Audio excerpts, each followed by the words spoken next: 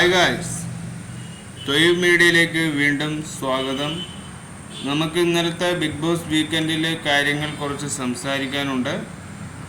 അത് അറിയാമല്ലോ, ഇന്നലത്തെ BB7 കാര്യങ്ങളാണ് ഇന്ന് നമ്മൾ ചെറിയ വീഡിയോ ചെയ്തിട്ട് പോകുന്നതായിരിക്കും. വലിയ വീഡിയോ ഒന്നും ചെയ്യുന്നില്ല, ഇന്നത്തെയും കൂടി ചെയ്യാനുണ്ട്. അതുകൊണ്ട് കാര്യം പറഞ്ഞിട്ട് നമുക്ക് പോകാം. Big Boss Malayalam season 7 episode summer മീഡിയയുമായി ബന്ധപ്പെട്ട് ലാലേട്ടൻ എത്തിയിരിക്കുകയാണ്. കഴിഞ്ഞ ഒരാഴ്ച നടന്ന സംഭവങ്ങളുടെ ഒരു വീഡിയോ ഒക്കെ പ്ലേ ചെയ്തതിനു ശേഷം വീട്ടിലെ കുടുംബാംഗങ്ങളെ കാണാനായിട്ട് പോകുന്നു. അവരെ കണ്ടു, എന്തൊക്കെയുണ്ട് വിശേഷങ്ങൾ എന്നൊക്കെ ചോദിച്ചു.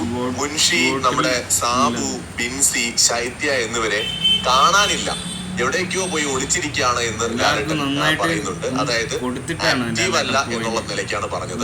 ലാസ്റ്റ് നെവിനുമായിട്ടുണ്ടായ ഒരു വഴക്കും നമ്മുടെ ഷാനവാസുമായിട്ടുണ്ടായ ഒരു വഴക്കും ബിൻസിക്ക് ഒരല്പം സ്ക്രീൻ സ്പേസ് കിട്ടിയിട്ടുണ്ടെങ്കിലും നേരത്തെ ഒക്കെ വളരെ വീക്കായിരുന്നു ബിൻസി. ലാലേട്ടൻ എന്തായാലും ഒന്ന് ബൂസ്റ്റ് ചെയ്ത് വിട്ടിട്ടുണ്ട്. അടുത്ത ആഴ്ചയിൽ നല്ല രീതിയിൽ ഗെയിമിലേക്ക് വരുമെന്ന് തോന്നുന്നു. ഇതിനിടയിൽ നമ്മുടെ സാബു റെന ഫൈറ്റിനെ കുറിച്ചൊക്കെ ജസ്റ്റ് ഒന്ന് പറഞ്ഞു പോയി. അങ്ങനെ വാർണിംഗ് ആയിട്ടോ അങ്ങനെ സീരിയസ് ആയിട്ടോ ഒന്നും പറഞ്ഞിട്ടില്ല. അതുപോലെ തന്നെ അയൽക്കൂട്ടം ഉണ്ടാക്കുന്നതിനെ കുറിച്ച് പറഞ്ഞു. അപ്പാനിയും അക്ബറും ചേർന്ന് അയൽക്കൂട്ടം ഉണ്ടാക്കുകയാണോ എന്നൊക്കെ ചോദിച്ചു. അനുമോൾ അയൽക്കൂട്ടം ഉണ്ടാക്കുന്നുണ്ടോ എന്ന് ചോദിച്ചു. ജസ്റ്റ് അതൊന്നും പറഞ്ഞു പോയി. ഇതിനിടയിൽ ലാലേട്ടൻ ചോദിച്ചു, ആർക്കെങ്കിലും പണിപ്പുര എന്ന് പറയുന്ന ആ ഒരു പണിപ്പുരയ്ക്കകത്ത് കയറാൻ എന്തെങ്കിലും ബുദ്ധിമുട്ടുണ്ടോ എന്ന് ചോദിച്ചു. സരികയ്ക്കുണ്ടോ, ബിൻസിക്കുണ്ടോ, ആരോ പറയുന്ന കേട്ടു ഞാൻ പോകുന്നില്ല എന്ന്. അങ്ങനെ ആർക്കെങ്കിലും താല്പര്യം ഉണ്ടെങ്കിൽ പറഞ്ഞോളൂ, അവർക്ക് ഞാനൊരു ഗിഫ്റ്റ് തരാമെന്ന് പറയുന്നു. ഗിഫ്റ്റ് ഉണ്ടെങ്കിൽ ഞാൻ പിന്നെ പോകുന്നില്ല ലാലേട്ട എന്ന് പറഞ്ഞ് നെവിൻ കൈവക്കി. അപ്പൊ നെവിനുള്ള ഗിഫ്റ്റ് എന്ന് പറയുന്നത് ഇനി അങ്ങോട്ട് പോകേ വേണ്ട, ഇനി പണിപ്പുരയെ കയറാൻ പറ്റില്ല നെവിന്. ഇനി നെവിന് പണിപ്പുരയെ കയറാനേ പറ്റില്ല, മറ്റുള്ളവർ എടുത്തോണ്ട് വരുന്ന സാധനങ്ങൾ മാത്രമേ നെവിന് കിട്ടുള്ളൂ. അങ്ങനെ ഒരു പണി ഇന്ന് നെവിന് കിട്ടി. ഇതൊക്കെയാണ് ഇതുവരെ ഫസ്റ്റ് ബ്രേക്ക് ആകുമ്പോഴേക്കും ബിഗ് ബോസ് മലയാളം സീസൺ 7 എപ്പിസോഡിൽ ഉണ്ടായ കാര്യങ്ങൾ. സീരിയസ് ആയിട്ടുള്ള ഒന്നും ഉണ്ടായിട്ടില്ല. നെക്സ്റ്റ് ഉണ്ടാവുമെന്ന് പ്രതീക്ഷിക്കുന്നു. ഇതാണ് പണി എന്ന് പറയുന്നത്, ഏഴിൻ്റെ പണി. അതായത് ബിഗ് ബോസ് ഒന്ന് പറയുന്നത് മറ്റൊന്ന് ചിന്തിക്കുന്നത് തെറ്റാണ് എന്നതാണ് തിരുത്തേണ്ടത്. നെയ്യും പറഞ്ഞു ഞാൻ പോകുന്നില്ല ലാലേട്ടാ, ഗിഫ്റ്റ് കിട്ടിയാൽ മതി. എന്താണ് ഗിഫ്റ്റ് എന്ന് ആലോചിച്ചോ, അത് പണിയാണെന്ന് ആലോചിക്കണം. ബിഗ് ബോസ് ഷോ എന്ന് പറയുന്ന ഷോക്ക് ഒരുപാട് കമ്മിറ്റ്മെൻ്റ് ഉണ്ട്. ആ കമ്മിറ്റ്മെൻറ്റിനൊക്കെ റൈസ് ആയിട്ടായിരിക്കും. ഇപ്പോൾ രേണുസുതി കൊടുത്തു, ഷാനവാസിന് കൊടുത്തു, ഓണിയൻസ് എന്ന് പറഞ്ഞ കിച്ചണിൽ തന്നെ നിൽക്കുന്നു. കലാപം സരികയ്ക്ക് കൊടുത്തു. ശാരിക എന്ന് പറഞ്ഞ ആങ്കറിനും കുറച്ച് പണി കിട്ടി. രേണുസുതിക്കും കിട്ടി. അക്ബറിന് നന്നായി കിട്ടി. നല്ല ലുക്കിലും നല്ലൊരു വാണിംഗ് ആയിട്ട് തോന്നുന്നില്ല. എല്ലാവരെയും ഒന്ന് ബൂസ്റ്റപ്പ് ചെയ്തുകൊണ്ടുള്ള പരിപാടിയാണ് ലാലേട്ടൻ ചെയ്തിരിക്കുന്നത്. ഇത് നന്നായി.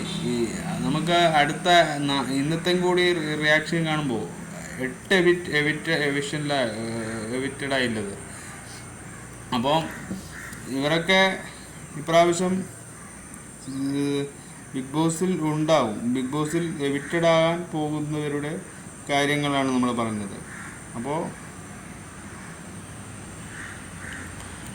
എത്ര ഇതായാലും ബിഗ് ബോസ് എന്ന് പറയുന്ന ഗെയിം ഷോ അത് നിങ്ങൾക്ക് അറിയില്ലെങ്കിൽ നമ്മൾ പറഞ്ഞു തരാമെന്നാണ് അപ്പോൾ പറയാം. വോട്ട് ചെയ്യേണ്ടത് ഒന്ന് ശൈത്യ, രഞ്ജിത്ത്, ഗിസേൽ, നെവിന്, രേണു, ആര്യൻ, അനുമോൾ, ശാരിക, KB.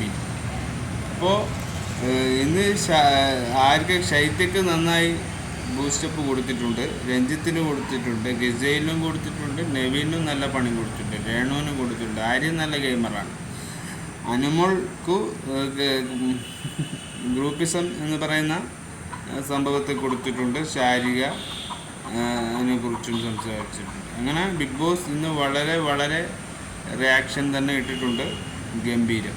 ലാലേട്ടൻ്റെ ലുക്ക് ഒരു ജഡ്ജ്മെൻ്റ് ആയിരുന്നു, ഒരു അൾട്ടിമേറ്റ് ജഡ്ജ്മെൻറ്റ്. പിന്നെ പ്രേക്ഷകർക്കും ഒരു പണി തന്നിട്ടില്ല.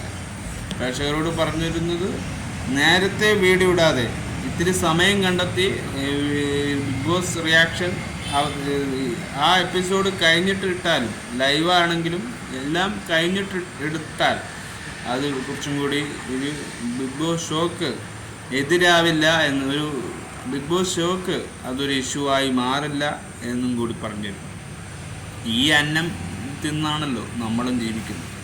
നമുക്കും കോണ്ടന്റ് തന്നെയാണുകൊണ്ട് നമ്മളും ക്രിയേഷൻ കണ്ടെത്താനാണ് ഇരിക്കുന്നത്. നമുക്കും ക്രിയേറ്റിവിറ്റി ആയ കാര്യങ്ങൾ നമുക്കും കിട്ടണം.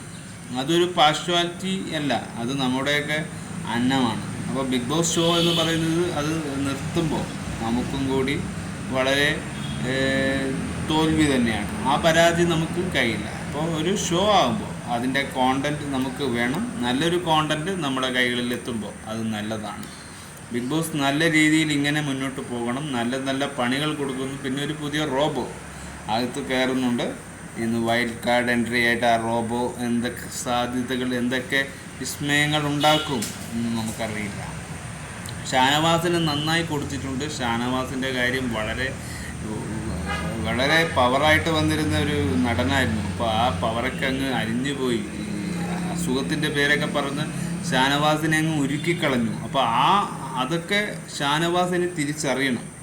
ഇനി അക്ബറും ഒരുപാട് പഠിക്കാനുണ്ട്. അപ്പാനും ശരത്തും പഠിക്കാനുണ്ട്. ഗ്രൂപ്പിസം കളിച്ച് അവിടെ സമയം കളയാനും നോക്കരുത്. ഇവനെ കോമണറെ പുറത്താക്കാൻ നോക്കുന്നവർക്കും അവർക്കും കിട്ടുന്നു പണി. രതീഷ് ഒരു നിസ്സാരക്കാരനായ ഒരു പ്ലെയറല്ല. ഞാൻ ആദ്യമേ പറഞ്ഞില്ലേ, commoner is A different and അത് ഒരിക്കലും സെലിബ്രിറ്റി ടൈപ്പ് ആയിരിക്കില്ല. അവരുടെ ചിന്തകളും പോകളും അവർ ഒരു സാധാരണ ശൈലികളിലും സാധാരണ ഹാബിറ്റുകളിലും ജീവിച്ച സാധാരണക്കാരാണ്. പബ്ലിസിറ്റി അല്ല, പബ്ലിസിറ്റിയും ഒരു സൊസൈറ്റിയും കൂടിയാണല്ലോ ലോകം. അപ്പോൾ ആ ലോകത്തിൽ ജീവിക്കുന്നവരായതുകൊണ്ട് കണ്ടന്റ് മേക്കിന് യാതൊരു കുറവുമില്ല. ലാലേട്ടൻ്റെ വെൽക്കമൊക്കെ വളരെ എൻട്രി ആയിരുന്നു. നല്ലൊരു ഓവർ ആക്ടിങ് ഒന്നും ബിഗ് ബോസിൻ്റെ ആവശ്യമില്ല. ഇതാണ് നല്ലത്. നൈസ് പണി കൊടുത്തിട്ട് ലാലേട്ടൻ അങ്ങ് പോയിട്ടുണ്ട്. ഇന്നാണ് യഥാർത്ഥ കണ്ടന്റ് കൊണ്ടുവരേണ്ടത്. ഇന്ന് നല്ലൊരു കോണ്ടന്റ് കൊണ്ടുവരട്ടെ. നല്ലൊരു കോണ്ടന്റ് നമുക്ക് കിട്ടണം. ബൈ.